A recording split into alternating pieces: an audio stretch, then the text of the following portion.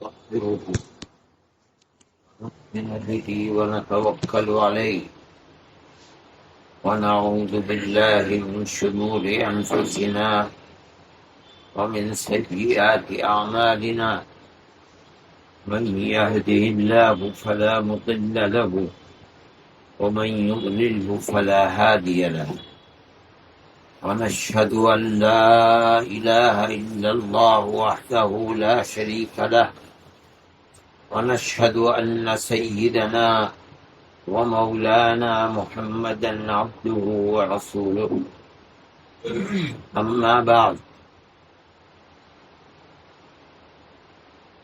یہ بات چل رہی تھی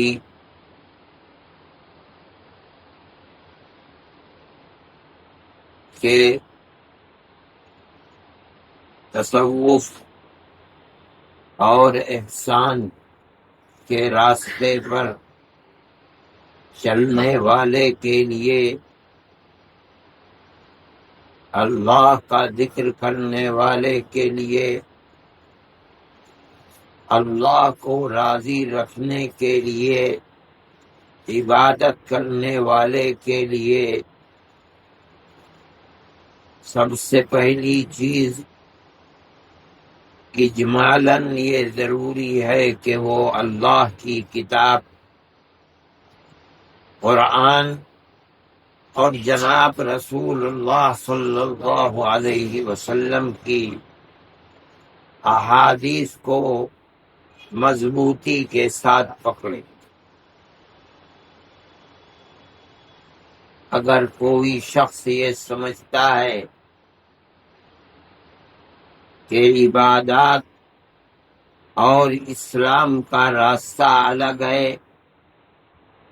اور تصوف اور صوفیوں کا راستہ اس سے ہٹ کر الگ ہے تو وہ جاہل ہے، کبھی بھی منزل مقصود تک نہیں پہنچ سکتا، یعنی اللہ کی رضا اس کو میسر نہیں ہو سکتی۔ خاص طریقے پر چند چیزوں کو بیان کیا تھا جس میں بنیادی چیز تھی عقل حلال۔ انسان عبادت کرنے میں جو اپنی طاقت لگا رہا ہے، ذکر کرنے میں جو زبان کو حرکت دے رہا ہے، نماز پڑھنے میں جو اپنے ہاتھ پیر کو سجدے میں اپنی پیشانی کو رکھ رہا ہے، حج کرنے میں جو طواف کر رہا ہے، اگر یہ طاقت حرام کھا کر بنی ہے تو اس سے اللہ کی رضا حاصل ہو جائے گی، یہ جہالت، نادانی اور بے وقوفی ہے۔ وہ طاقت جو اللہ کی عبادت اور اس کے ذکر میں لگ رہی ہے، وہ ہاتھ جو بھیک مانگنے کے لیے اللہ کے سامنے پھیلے ہوئے ہیں، وہ آنکھ جو آنسو بہا رہی ہے، وہ زبان جو بھیک مانگ رہی ہے، جس کی قیمت اللہ کے یہاں جبھی ہوگی جب ان میں طاقت حلال کھا کر بنی۔ اس لیے عقل حلال بڑی بنیادی چیز ہے۔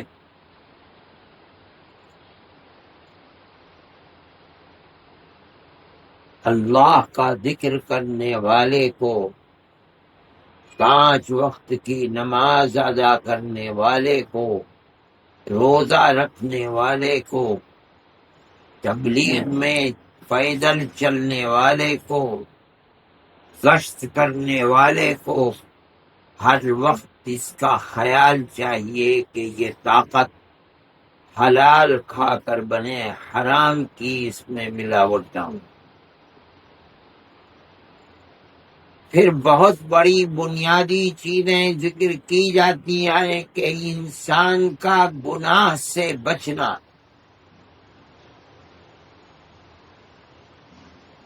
اس لیے کہ گناہ نام ہے، معصیت نام ہے اللہ کی نافرمانی کا۔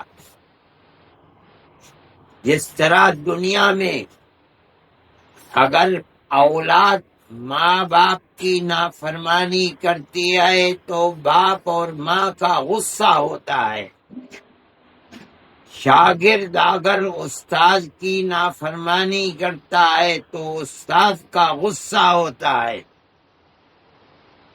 وہ بندہ، اللہ کا بندہ جو معصیت کرتا ہے، گناہ کرتا ہے، یعنی اللہ کی نافرمانی کرتا ہے، اللہ کو اس کے اوپر غصہ ہو۔ اب جو آدمی صبح سے شام تک گناہوں سے پرہیز نہیں کرتا، اللہ کو ناراض کرتا رہتا ہے، گھر میں ہے تب، دکان میں ہے تب، باہر ہے تب، مدرسے میں ہے تب، مسجد میں ہے تب، اور اللہ کو راضی کرنے کے لیے 1 گھنٹہ، 1.5 گھنٹہ، 2 گھنٹہ، 3 گھنٹہ عبادت کرتا ہے، ذکر کرتا ہے،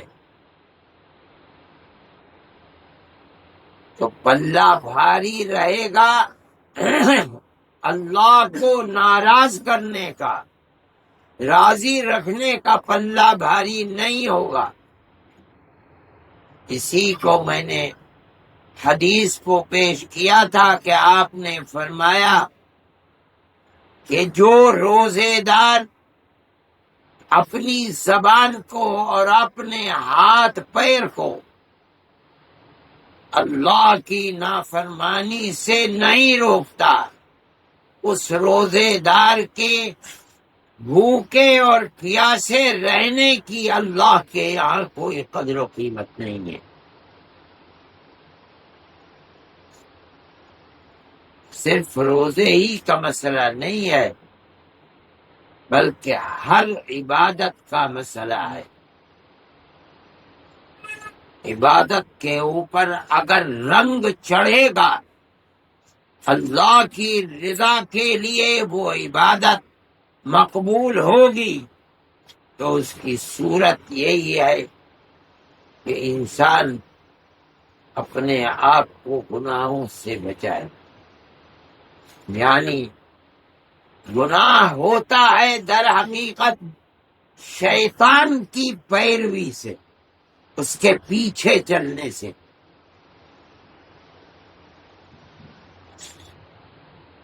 بنیادی چیز ہے، قرآن کہتا ہے وَلَا تَتَّبِعُوا خُطُوَاتِ الشَّيْطَانِ إِنَّهُ لَكُمْ عَدُوٌّ مُّبِينٌ۔ اے میرے بندو، شیطان کے پیچھے پیچھے، اس کے قدموں کے پیچھے مت چلو، اس کی پیروی مت کرو، رسول اللہ کے پیچھے چلو، اس کے کہے کو مانو، شیطان کے کہے پر مت چلو۔ رسول اللہ تمہارا دوست ہے، شیطان کھلا ہوا دشمن ہے۔ قرآن کہتا ہے عدو مبین، ایک تو ہوتا ہے چھپا ہوا دشمن، اس کو کہتے ہیں مارے آستین، آستین کا سانپ۔ ایک وہ دشمن ہے جو کھلا ہوا دشمن ہے، اعلان کر دیا دشمنی کا، وہ شیطان ہے۔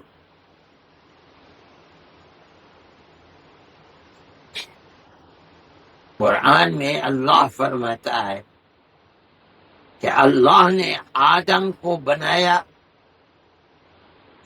جنت میں لے گئے، زمین اور مٹی سے بنایا، اپنے ہاتھوں سے بنایا، بنا کر جنت میں لے گئے، اس میں روح پھونکی اور سارے جنتیوں سے کہا کہ آدم کو سجدہ کرو، اسجدوا لآدم، فسجد الملائکۃ کلهم اجمعون الا ابلیس۔ فرشتوں نے اللہ کو، سب فرشتوں نے بغیر کسی استثناء کے سب نے آدم کو سجدہ کیا، اس لیے کہ فرشتے اللہ کے حکم کے خلاف نہیں کرتے، لا یعصون اللہ ما امرہم ویفعلون ما یؤمرون۔ فرشتے اللہ کی نافرمانی نہیں کر سکتے، نہ کرتے ہیں، جس چیز کا حکم دیا جاتا ہے وہ کرتے ہیں۔ سب نے سجدہ کیا مگر ابلیس نے سجدہ نہیں کیا، شیطان نے۔ اور اللہ نے ابلیس سے پوچھا ما منعک ان تسجد لما خلقت بیدی، جس آدم کو میں نے، اے شیطان، اے ابلیس، اپنے دونوں ہاتھوں سے بنایا ہے، تو نے اس کو سجدہ کیوں نہیں کیا؟ اللہ کو بنانے کے لیے ہاتھ کی ضرورت نہیں ہے، مطلب ہے کہ میری قدرت کاملہ کا نمونہ ہے شیطان، انسان آدم۔ آدمی جس چیز کو ایک ہاتھ سے بناتا ہے وہ کامل و مکمل نہیں ہوتی، جس کو دونوں ہاتھوں سے بنائے گا وہ مکمل ہوگا۔ مطلب ہے کہ جو آدم میری قدرت کاملہ کا نتیجہ ہے، سارے جہان کو، آسمان و زمین کو، چاند اور جو چیز دنیا میں پیدا کی ہے اور کروں گا، آدم کے لیے پیدا کروں گا، آدمی کے لیے پیدا کروں گا، تو نے اس کو سجدہ کیوں نہیں کیا؟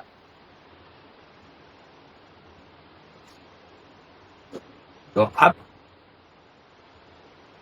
شیطان نے وہی، اللہ نے، آپ نے تو الٹا کام کر دیا۔ ہونا تو یہ چاہیے تھا کہ آپ آدم کو کہتے کہ وہ مجھے سجدہ کرے، آپ نے الٹا مجھے کہہ دیا کہ میں آدم کو سجدہ کروں۔ کیوں؟ خلقتنی من نار وخلقتہ من طین، آدم کو آپ نے مٹی، ذلیل، خوار، جس کے اوپر آدمی، گائے، بیل، سانپ، بچھو چلیں گے، پیروں سے روندیں گے، اس مٹی سے آپ نے آدم کو بنایا۔ اوپر پھینکیے مٹی کو، زمین میں گرے گی، اور مجھے آپ نے آگ سے بنایا ہے، جس چیز میں لگ جائے بھسم کر دے، زمین میں آگ لگاؤ آسمان کی طرف چڑھتی ہے۔ تو ہونا چاہیے تھا یہ کہ آدم کو حکم دیتے مجھے سجدے کا، الٹا آپ نے فرما دیا میں اس کو نہیں۔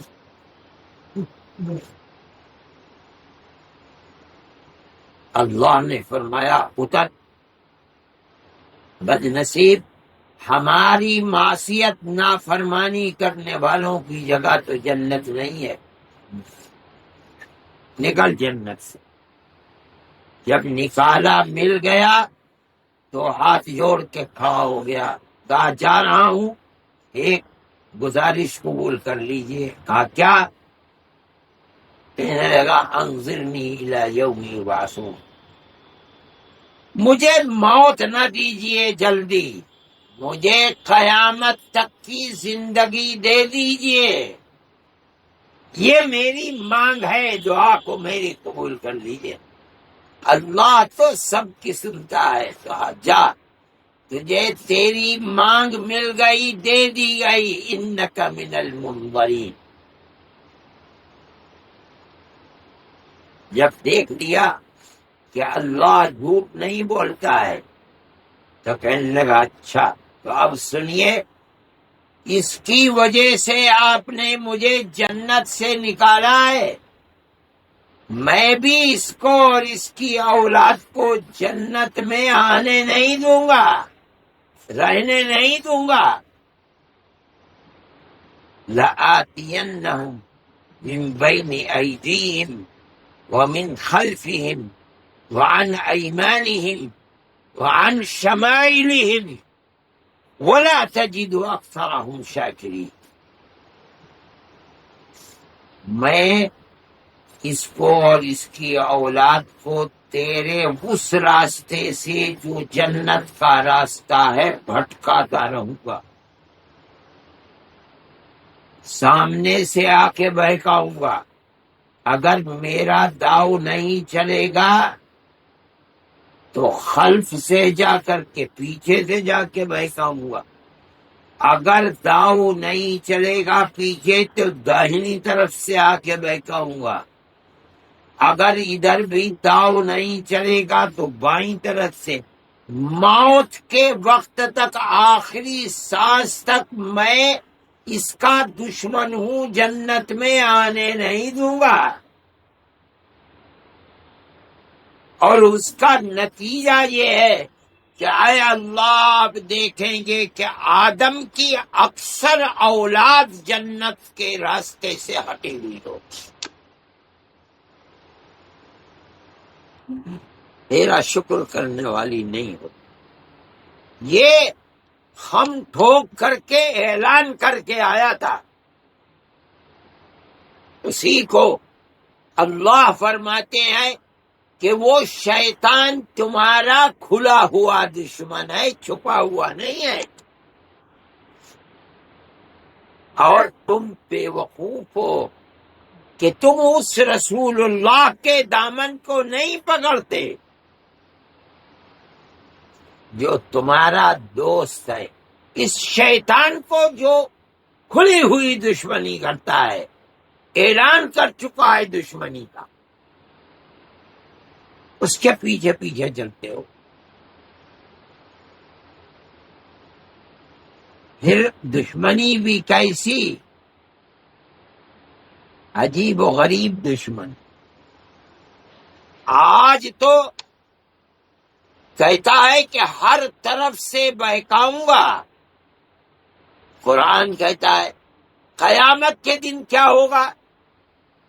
جب فیصلہ ہو جائے گا، جنتی جنت میں چلے گئے، جتنوں کو آنا تھا آ گئے، جہنمی جہنم میں چلے گئے، جتنوں کو نکلنا تھا نکل گئے۔ لوگ کہیں گے ارے بھائی شیطان کو مارو پکڑو، اس نے تو ناش کر دیا اور ہمیں برباد کر دیا۔ تو شیطان ایک جلسہ کرے گا، کانفرنس۔ قرآن کہتا ہے وقال الشیطان لما قضی الامر، سب کو بلائے گا، بیٹھو سامنے آؤ، تقریر کرے گا اور کہے گا میری بات سنو، ان اللہ وعدکم وعد الحق، اللہ نے جتنے تم سے وعدے کیے تھے اپنی کتاب قرآن میں یا اپنے سچے رسولوں کی زبانی، وہ سارے وعدے بالکل حق اور سچے۔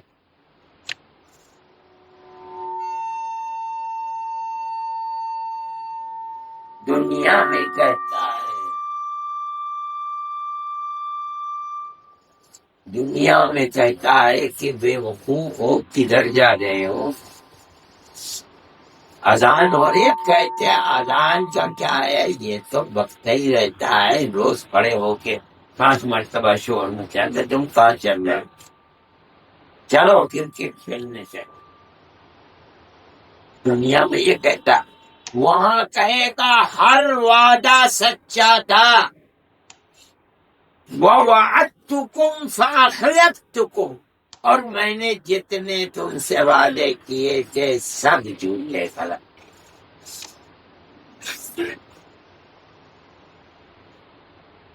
لیکن ذرا تم اپنے گریبان میں منہ ڈال کے دیکھو، ما كان لي عليكم من سلطان الا ان دعوتكم فاستجبتم لي۔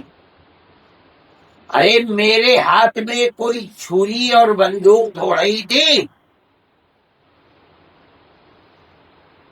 میں نے تم سے کبھی یہ کہا کہ اگر مسجد گئے تو گولی مار دوں گا؟ میرے ہاتھ میں کیا تھا؟ میں نے تجھے بلایا، تمہیں بلایا، تم میری طرف آ گئے۔ جو نہیں آیا، مسجد میں گیا، نماز پڑھی، ایمان لایا، میں نے کیا اس کی گردن کو اڑا دیا؟ میرے ہاتھ میں کیا طاقت تھی؟ میں نے تم سے کہا کہ مت جاؤ اللہ اور اس کے رسول کی طرف، تم منہ موڑ کے میرے پیچھے چلے آئے۔ اگر نہ آتے تو میں تمہارا کیا کر لیتا؟ میری کوئی تمہارے اوپر حکومت تو تھی نہیں۔ آج مجھے گالیاں دیتے ہو، فلا تلومونی ولوموا انفسکم، مجھے کیا برا بھلا کہہ رہے ہو؟ اپنے آپ کو رو، اپنے آپ کو برا کہو۔ میں نے کہا تمہارے گریبان کو پکڑ کے اپنی طرف کھینچا تھا۔ اللہ اس کو کہتا ہے کہ جہاں دوست ہے کل قیامت کے دن، جہاں ضرورت پڑے گی کہ کوئی سفارش کرے، اپنا دامن جھٹک کے ایک طرف کھڑا ہو جا، جاؤ مرو، جہنم پہ چلو، تباہ ہو، برباد ہو، مجھ سے مت کہو۔ لا تلومونی، مجھے ملامت نہ کرو، اپنے آپ کو اپنے کیے پر خود ملامت کرو اپنے آپ۔ اس کے مقابلے میں رسول اللہ صلی اللہ علیہ وسلم دنیا میں ہدایت کا سبق دیتے ہیں۔ اور کیسی ہدایت؟ قرآن یہ کہتا ہے کہ محمد آپ کو لگتا ہے کہ اپنی امت کی ہدایت کے پیچھے اپنی جان کھپا دیں، اور کل قیامت کے دن اللہ کی بارگاہ میں جب کوئی شفاعت کرنے کی ہمت نہیں کرے گا اور ہر شخص کہہ دے گا ان ربی قد غضب اليوم غضبا لم یغضب مثلہ قبل ولا بعدہ، آج تو ہمارے پروردگار کو اتنا غصہ ہے کہ ایسا غصہ نہ کبھی پہلے آیا ان کو، نہ کبھی آئے گا، اس لیے آج نہیں جا سکتے۔ نبی کریم علیہ الصلوۃ والسلام کے پاس پہنچیں گے تو وہ کھڑے ہوں گے، انا لا، ہاں میں کروں گا شفاعت، میں کروں۔ اس دنیا کے اندر جنت کا راستہ دکھلاتے ہیں، اور جو اس راستے پر چلے مگر خلطوا عملا صالحا وآخر سیئا، گناہ بھی کیے،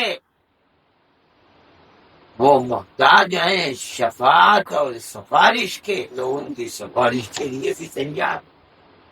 صحابی پوچھتا ہے کہ یا رسول اللہ، ساری جہان آدم سے لے کر آخر تک اربوں خربوں پدموں لوگ ہوں گے، آپ مجھے ملیں گے کہاں؟ آپ فرماتے ہیں جہاں پریشانی کی 3 جگہیں ہیں،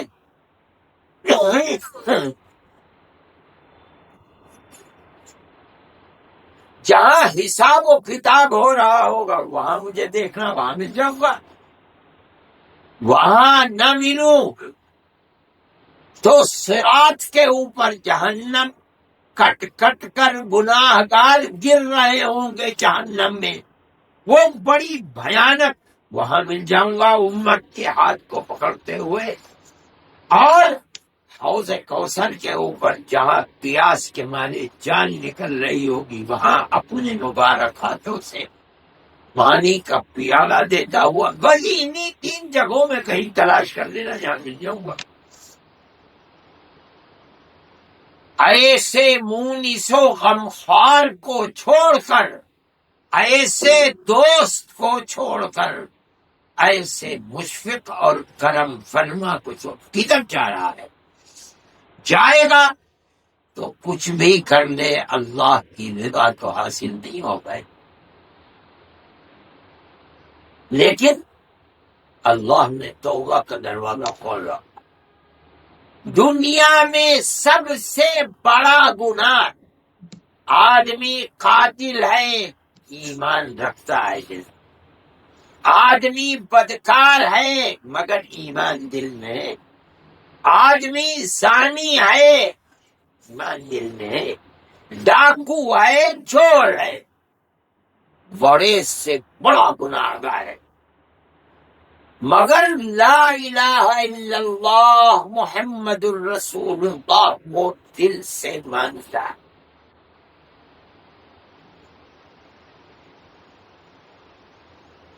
ہو سکتا ہے کل کو مغفرت پہلے ہی ہو جائے، اللہ ارحم الراحمین ہے، سب گناہوں کو معاف کر دے، اور ایمان کی وجہ سے جنت میں پہنچا دے، کوئی چیز اس کے قبضے قدرت سے باہر ہے، اور اگر نہیں تو سزا بھگتے گا، مگر مومن ہے کبھی نہ کبھی، کبھی نہ کبھی جہنم سے نکل کر جنت میں ایمان کی وجہ سے جائے گا۔ لیکن سب سے بڑا ایسا گناہ جس کی مغفرت نہیں ہے اگر اس گناہ پر مر گیا، وہ گناہ اللہ کا شریک بنانا ہے، لا الہ الا اللہ کو نہیں مانتا۔ ان اللہ لا یغفر ان یشرک به ویغفر ما دون ذلک لمن یشاء، شرک کو اللہ نہ، لیکن دنیا میں شرک بھی ایسا گناہ ہے کہ توبہ کرو شرک بھی معاف ہو جائے گا۔ اللہ کے نبی دنیا میں بھیجے گئے انہی لوگوں کے پاس جو لوگ شرک کرتے تھے، ان کے باپ دادا پر دادا سکڑ دادا لکڑ دادا گھنٹی میں شرک پڑا ہوا تھا، اللہ کے نبی کا دامن ہاتھ میں آیا اور توبہ کی شرک سے، اللہ نے توبہ قبول کر لی۔ مطلب ہے اگر وہ گناہوں سے بچ، اگر پھر بھی گناہ ہوتے ہیں تو توبہ، کیا مطلب؟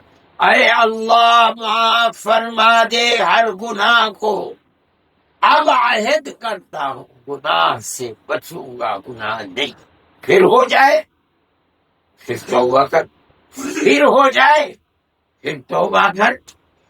اللہ توبہ کو بار بار قبول کرنے والا اور کریم ہے، اگر 1000 مرتبہ توبہ ٹوٹتی ہے، 1000 مرتبہ توبہ کر، دروازہ اللہ کے یہاں قبولیت کا کھلا ہوا ہے۔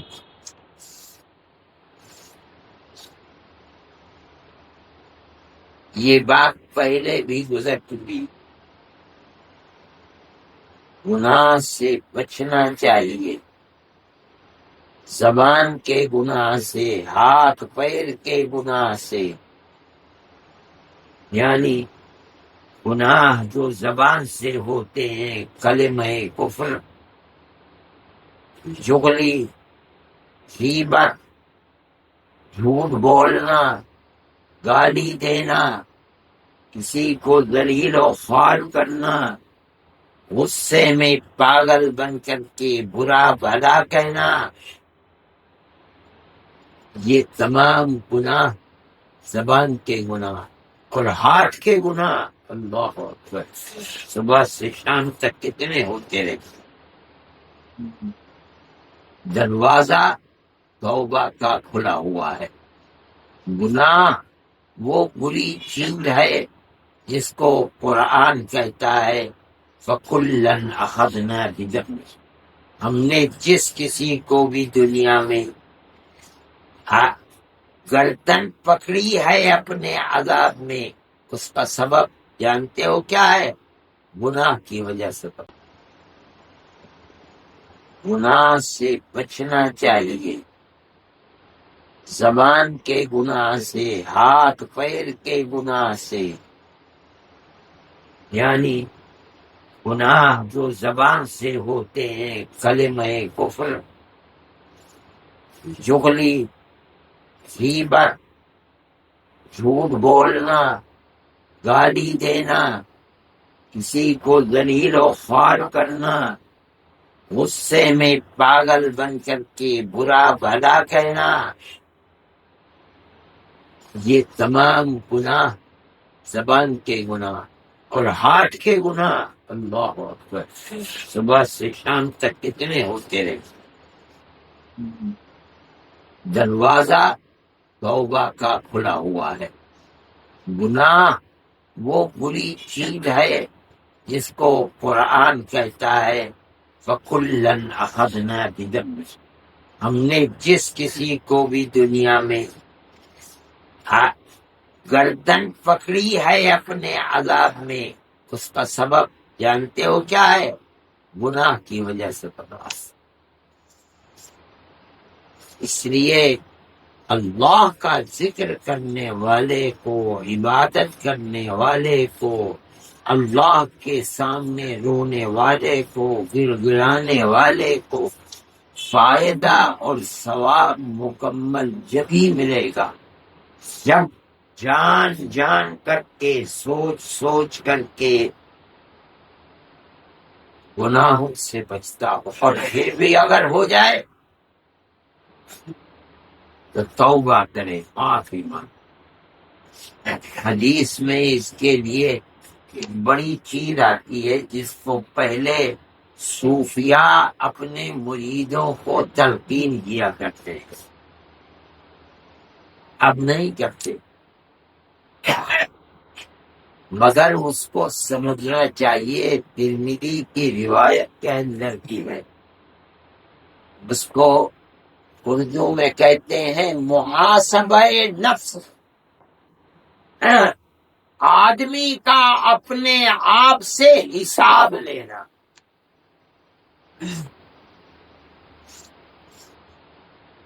کیا مطلب ہے؟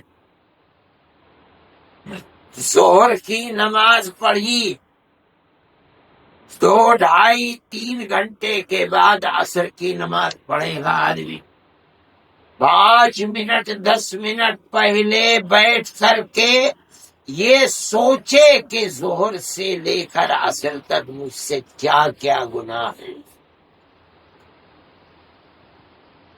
کیا کیا اعمال صالحہ اچھے کام ہوئے، جو ثواب کے کام کیے ہیں اللہ کا شکر ادا۔ اے اللہ، میں تو سب سے پیر تک گناہوں میں ڈوبا ہوا ہوں، میرے کرنے سے نہیں، جو ہوا ہے تیری توفیق سے ہوا، تیرا احسان ہے، تیرا شکر ہے۔ اور جو گناہ ہوئے ہیں ان سے استغفار اور توبہ کر لے۔ اگر کسی آدمی کے حق کو ادا کرنے میں کوتاہی ہوئی ہے تو اٹھ کر کے اس سے معافی طلبی کر لے۔ یہی عصر سے مغرب تک کرے، یہی مغرب کے بعد سے عشاء تک کرے، یہی عشاء کے بعد سے فجر سے پہلے کرے، یہی فجر کے بعد سے ظہر تک کے لیے کرے۔ محاسبہ نفس اس کو کہتے۔ چلو ہر نماز میں نہیں ہوتا، 24 گھنٹے میں 1 دفعہ کر لو، 1 دن میں نہیں ہوتا، چلو ہفتے میں 1 دفعہ کر لو۔ جمعے کی نماز سے پہلے ہفتے بھر کے گناہ سوچ لو کیا ہوئے، اور ہفتے بھر کے اعمال صالحہ کیا ہوئے، مگر کتنے یاد رہیں گے، کتنے بھول جائے گا۔ سب سے بہترین یہی ہے، ہر نماز سے پہلے 10 منٹ مسجد میں آؤ اور آ کے محاسبہ نفس کر لو۔ ہم تو ان محروموں میں سے ہیں کہ ہفتے میں کیا مہینے میں ایسے بھی لوگ ہیں جنہیں سال میں ایک دفعہ بھی استغفر اللہ الذی لا الہ الا هو الحی القیوم واتوب الیہ کہنے کی توفیق ہے۔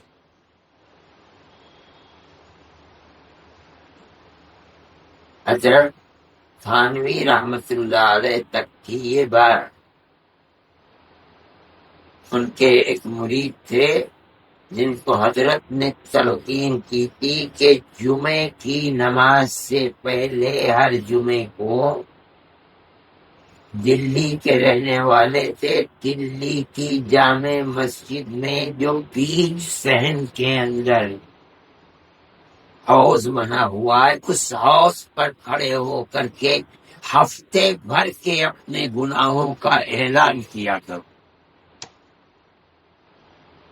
اور وہ اللہ کا بندہ اعلان کیا کرتا تھا، اور اس اعلان کے ڈر سے رات اور دن گناہوں سے کانپتا تھا کہ جاؤں گا جمعے کے دن سب کے سامنے اپنے آپ کو رسوا کرنا ہوا۔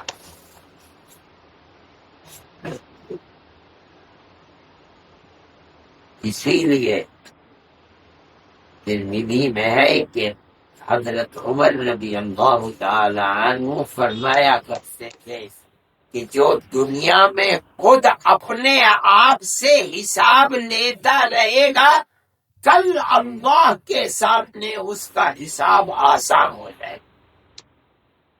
دنیا میں جو گناہ کرتا تھا یہی حساب کر کے استغفار اور توبہ کرتا رہے گا، کل قیامت کے دن جو نامہ اعمال سیاہ ہوا تھا، دنیا میں توبہ کرتے کرتے استغفار کرتے کرتے دھل جائے گا، سیاہ نامہ اعمال سفید ہو جائے گا، اب اللہ کے سامنے اسے رسوائی کا سامنا نہیں کرنا پڑے گا۔ یہ بہت بہترین چیز ہے، ہر آدمی کو اپنے نفس سے خود حساب لینا چاہیے، اور سب سے بہترین چیز یہی ہے